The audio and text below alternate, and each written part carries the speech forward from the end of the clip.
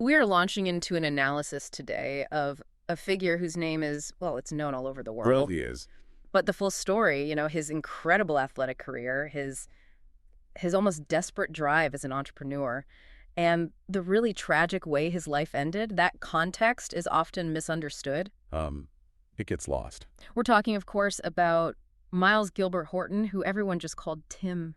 And this exploration is so important because the material we've looked at shows this incredible duality. Yes. On one side, you have this hockey legend, a four-time Stanley Cup champion. I mean, he was named one of the 100 greatest NHL players in history, just a dominant force. And on the other side is the co-founder of what became a multi-million-dollar franchise, a brand that really, you could say, defines Canadian culture today. So our job here is to move past that familiar logo and really trace the whole story. Exactly. From his pretty humble beginnings right through to the very complicated, very difficult reality of his last moments and the business legacy that came after. Absolutely. The goal is to connect those two worlds. The punishing physical world of 1960s hockey and the dizzying speed of 1970s business franchising. Let's get into this incredible story, starting right at the beginning. Northern Ontario. Miles Gilbert Horton, born January 12, 1930, in Cochrane, Ontario. You almost never hear that full name. No, he's just Tim. So what does the source material tell us about that name? Where did Tim come from? Well, it's an interesting little piece of his story. He was formerly christened Miles Gilbert, which was a nod to both his grandfathers, a formal honor. Okay. But that name it never stuck. His mother, Ethel May, had always wanted to name him Tim. And so she did, basically. She did, and that's a name he was known by exclusively from the time he was a child. Really? And you could almost see it as a bit of foreshadowing. How so? The man on the birth certificate, Miles Gilbert, versus the accessible, marketable persona the world would get to know, Tim. And his background was deeply working class. That feels like critical context for the kind of player he would become. Completely. His father, Aaron Oakley Horton, was a mechanic for the Canadian National Railway. So the family moved around. They followed the work, which really reflects that industrial economy of the time in northern Ontario and Quebec. They were in Duparquet, Quebec, starting in 1935. Then back to Cochrane. Back to Cochrane in 38, and then they finally settled in Sudbury in 1945. These were tough northern towns. For hockey was everything. It was more than a sport. For a lot of kids, it was one of the only real paths to a different kind of life. And that path opened for him pretty quickly, didn't it? The Toronto Maple Leafs organization signed him in 1948. That must have been a monumental moment for a kid from Sudbury. It was a massive step. It brought him to Toronto, and he started playing junior hockey for St. Michael's College School. Which was a powerhouse, a real factory for developing NHL talent back then. So by 1950, he's a professional. He is, though not right away in the big league. He spent some really crucial time developing his skills with the Leafs farm team. The Pittsburgh Hornets. In the American Hockey League. Yeah. Yes. He played his first NHL game on March 26, 1950. And once he finally stuck with the Leafs, he didn't just play for them. He became, really, the cornerstone of a dynasty. He was there until 1970. That entire span is what many people consider the golden era for that franchise. That's right. And when you look at his time in Toronto, it wasn't so much about personal stats. It was about collective success. It was about winning. He was the constant, the rock on defense. For 4 Stanley Cup championships. 62, 63, 64. And that last big one in 1967. That level of sustained team victory is what cemented his legacy, long before the donut shops were everywhere. And the league recognized it years later. They did. Long after he passed away in 2017, the NHL named him one of the 100 greatest NHL players in history. Yeah. That confirms his status among the absolute elite across all eras of hockey. Let's focus on the player himself for a moment, because the material really highlights these two almost contradictory traits. The immense physical strength. And incredible poise. How did a defenseman in such a physically brutal era manage to combine those two things? Well, the duality is what really set him apart from everyone else. Yeah.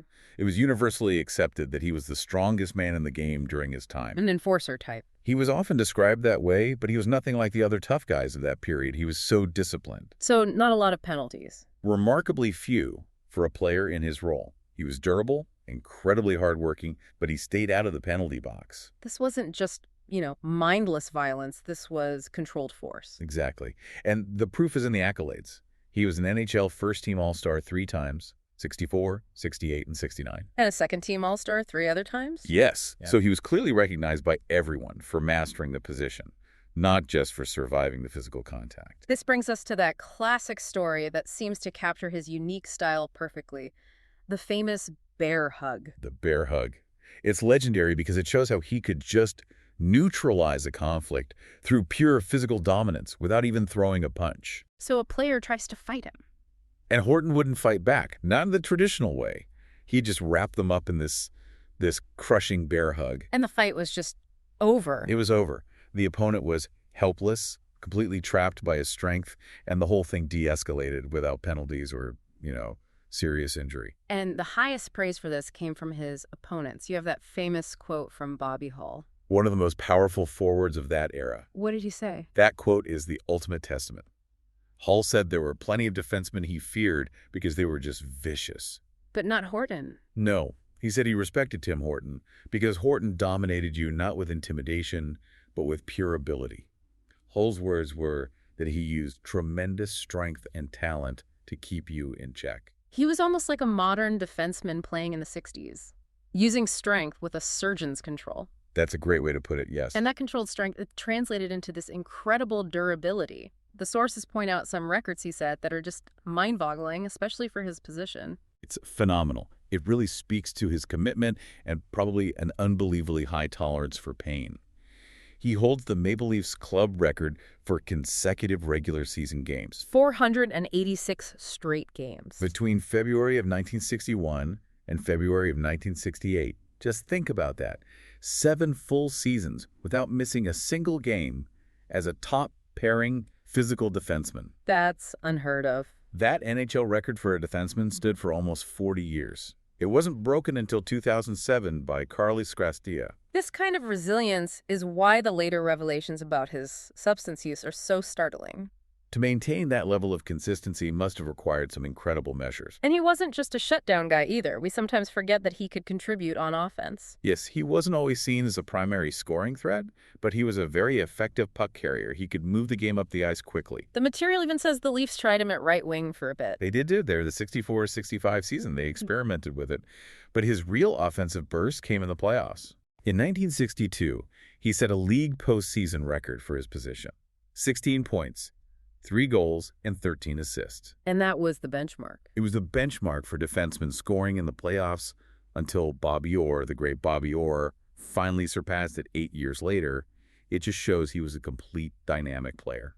So his time with the Leafs ends in 1970. This marks the beginning of his late career transitions. But it's happening at the same time his business venture is just taking off. It's a lot to juggle. Let's look at the hockey moves first. They really highlight how precarious life was for an aging player back then. The material shows that classic pattern for a veteran athlete.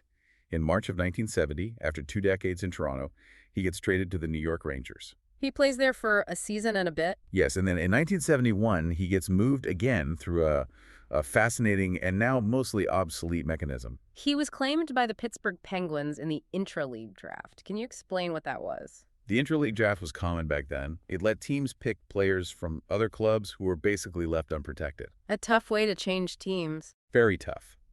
It lacked any of the control that modern players have through free agency. And so the Penguins claimed him. He was 41 years old. And yet, even at 41, he was valuable enough to get a massive contract, at least by their standards. Absolutely. The Penguins were only a 5-year-old franchise. They were desperate for leadership and credibility. And Horton could provide that? He signed a 1-year deal for an estimated $100,000. Which was a lot of money then. For context, that was the biggest contract the Penguins franchise had ever signed at that point. It just shows you how much they still valued his leadership and defensive reliability, even in his 40s. But this is also the period where the physical toll seems to finally start catching up with the man who is so rarely injured in his prime. It did. His time in Pittsburgh was really hampered by injuries. He had a broken ankle, a shoulder separation. It limited his playing time. It did. He only played 44 games that season. It's hard to imagine him dealing with those kinds of injuries while he's also trying to manage a business that's growing so fast back in Ontario. His final stop as a player brought him back under a very familiar, very influential figure, Punch Imlach. Imlach, who is his old GM with the Leafs, acquired him for the Buffalo Sabres in 1972. Another interleague draft move. Yes, and Horton was 42 by then. Yeah. The source material specifically notes he was dealing with a considerable nearsightedness. But Imlach still wanted him. Imlach knew him better than anyone. The fact that he wanted him, despite the age, despite the vision issues, it just underlines Horton's incredible work ethic and influence. And he had an impact in Buffalo. He did. He helped that young Sabres team reach a huge milestone, their first ever playoff appearance in 1973. He even signed an extension that summer.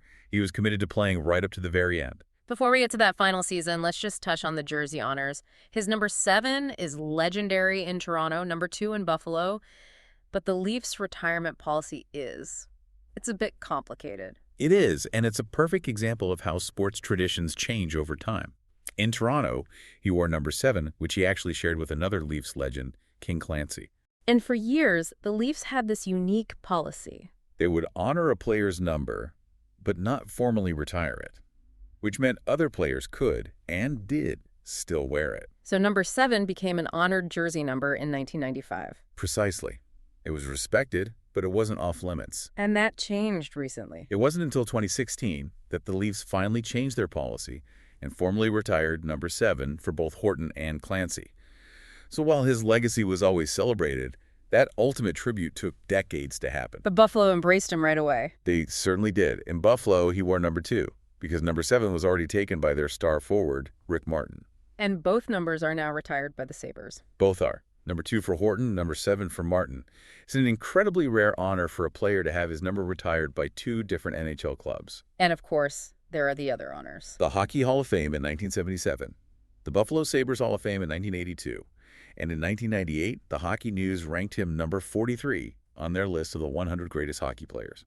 Okay, now let's connect that aging, injury-plagued career back to this fierce entrepreneurial drive he had. The business wasn't a hobby. No, not at all. It was a driving necessity for a pro athlete in the 60s and 70s. Before the big money and guaranteed contracts. Exactly. He was actively looking for financial security outside of hockey. He co-founded the Tim Horton donut shop in Hamilton on Ottawa Street in 1964. Right in the middle of playing for that Leafs dynasty. Yes. And it's often forgotten that this wasn't his first attempt at a business. What else did he try? The material mentions some less successful ventures. He owned a hamburger restaurant at one point and also a Studebaker auto dealership in Toronto. So he was determined. He was.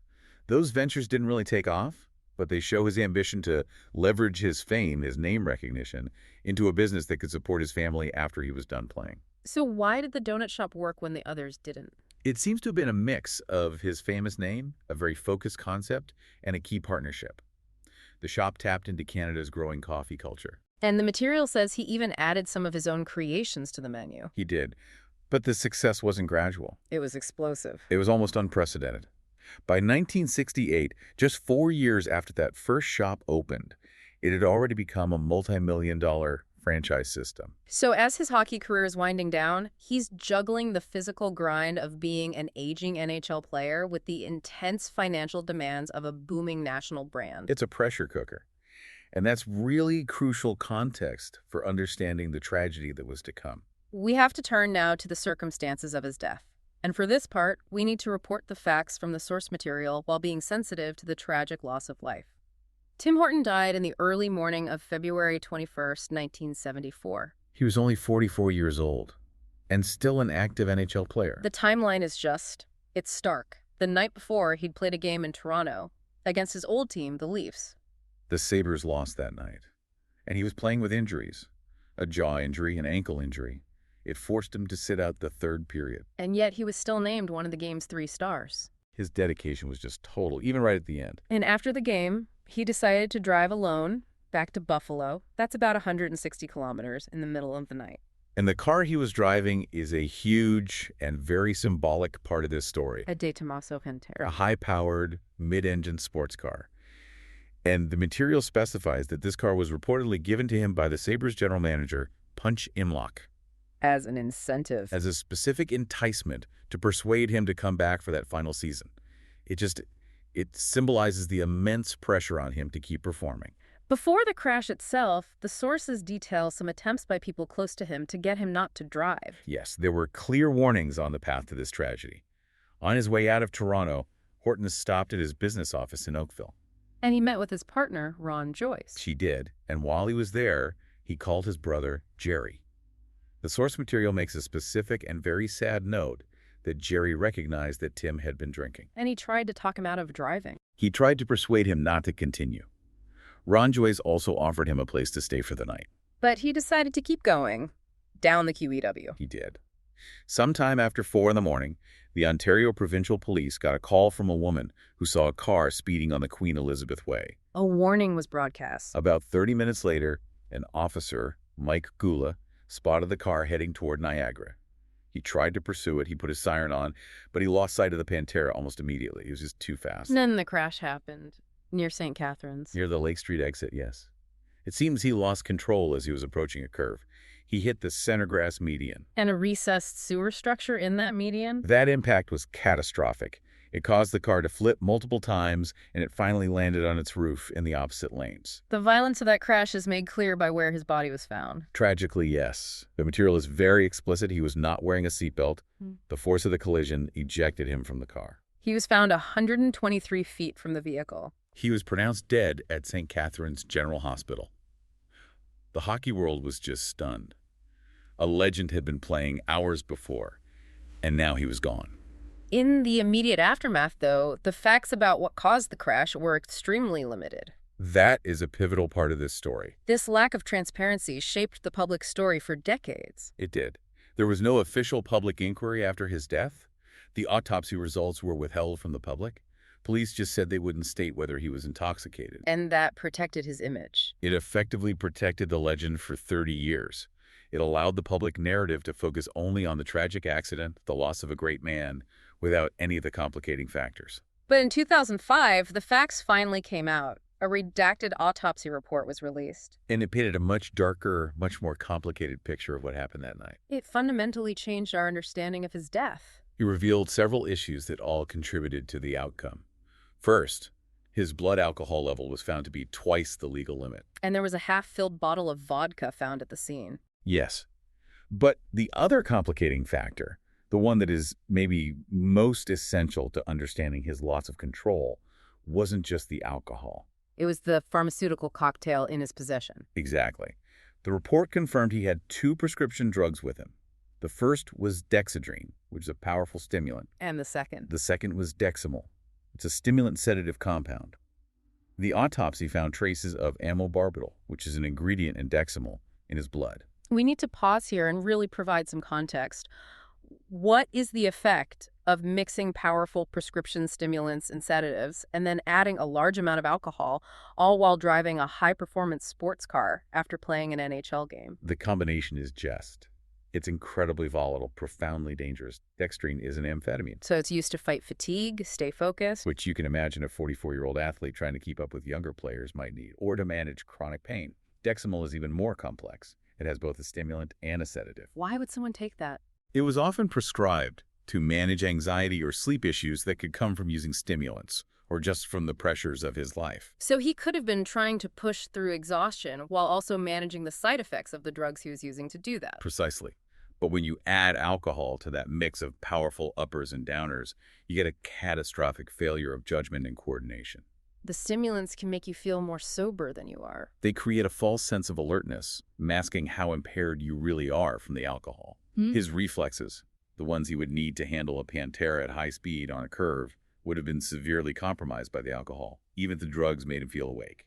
This provides that medical context for why an experienced driver in a perfectly functional car could lose control so violently. It does. And it's also important to note what the autopsy did not find. Which was? Despite the jaw and ankle injuries from the game, they found no traditional painkillers in his system. Which suggests the drugs were less about managing acute pain and more about managing performance or focus or stress. That seems to be the case. The Pantera was also found to be in good working order. So, no mechanical failure. And just to clarify the scene of the crash, the details show he wasn't in a high-speed police chase when he lost control. That is another important clarification in the material. Although Officer Gula briefly saw him speeding and started a pursuit, he lost sight of the car very quickly. So the police were not right behind him. The sources stressed there was nothing to suggest Horton was actively evading police, or that the police were even close enough to be in a criminal pursuit when the crash happened. It was a solitary, tragic loss of control. Rooted in that combination of speed and substances. Yes, he was later interred at York Cemetery in Toronto. We have to move now to the business aftermath, which involved the very rapid sale of his ownership stake in the donut chain. The dynamic there was harsh and it was swift. Ron Joyce, his business partner, the man who had seen him just hours before. He offered Horton's widow, Lori, $1 million for her shares in the company. And at that point, the chain already had 40 stores. It was substantial. Lori accepted the offer. Which made Ron Joyce the sole owner. That's right. So the crucial question is, was $1 million a reasonable offer for a 40-store chain in 1974? Or was it a clear lowball offer, leveraging a widow's immediate grief and shock? It's a very complex question, and it's at the heart of the legal fight that happened years later. $1 million was a lot of money in '74. It was a significant amount of money. But the business model was clearly poised for exponential growth. The material confirms it was already a multi-million-dollar franchise system by 1968. So while it might have been a fair price for a quick liquidation, That certainly did not reflect the enormous future potential that Joyce immediately began to unlock. and the conflict over that valuation, it led to a long legal battle years later as the company just exploded in size. Exactly. As the chain grew into a national institution, Lori Horton became, as the source says, dissatisfied with the deal she'd accepted. She filed a lawsuit against Joyce. She did, seeking further payment. She believed her family had been cheated out of the immense fortune that was built on her husband's name and his initial investment. But she lost that lawsuit. She did. She lost it in 1993, and her appeal was declined in 1995. The courts essentially sided with the fact that she had willingly accepted the buyout offer at the time. And Lori Horton passed away in 2000. She died in 2000 at the age of 68, having never reclaimed a larger piece of the company her husband founded. The scale of the business under Ron Joyce's sole ownership really underscores the incredible magnitude of what the Horton family missed out on. The expansion was just exponential, probably unpredictable even to Joyce himself back in 1974. He took it from those 40 stores at the time of Horton's death To nearly 4,600 stores in Canada alone by 2013. And today, the company is a globally recognized flagship brand, operating under the huge conglomerate Restaurant Brands International. The contrast between that $1 million buyout and the company's modern multi-billion-dollar valuation is one of the most sobering parts of this entire story. It really is. And yet, the family ties still remain connected to the business even if the primary ownership was lost. Yes, the legacy is complicated.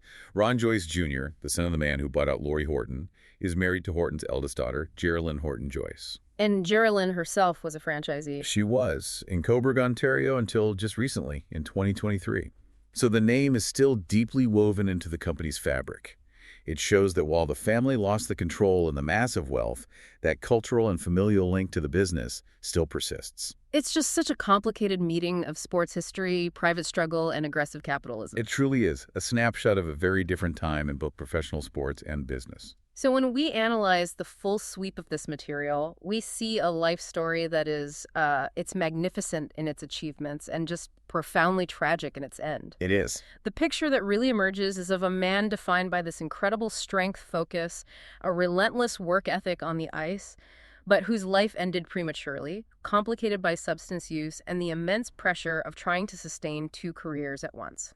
That synthesis is so important. The sources really demand that we move beyond the simple portrait of a folk hero. On one hand, you have the monumental figure, the Hall of Famer, the co-founder of a national institution. And on the other hand? On the other, the details of his death, the speed, the high blood alcohol, that mix of powerful prescription drugs, they reveal the hidden pressures and the struggles that so often go along with that level of intensity and fame. And the fact that those details were obscured for 30 years. It just illustrates how powerful the drive is to protect the public image of a sporting legend. And yet his name, Tim Horton, is still arguably the most recognizable name attached to any company in Canada. The legacy of the athlete is all tangled up with the entrepreneur. But the human being, Miles Gilbert Horton, often gets lost inside the icon. It's absolutely true. The brand is so ubiquitous, it's a part of daily life for millions of people. And most of them who order a coffee every morning likely have no idea they're patronizing a company founded by one of the toughest, most celebrated, and yet tragically flawed defensemen in the history of the NHL. That separation between the public identity and the private reality is the most powerful lesson we can take from this entire story. Which brings us to a final thought for you to consider. How often do we as a society accept the clean, celebrated image of a public figure, the Stanley Cup champion, the founder, and just willingly ignore or separate that image from the complex human struggles and the difficult truths that are revealed in detailed sources like this? And what does that gap really mean for how we construct our historical memory? A powerful question that hangs over this entire narrative. Thanks for listening. Thanks for listening.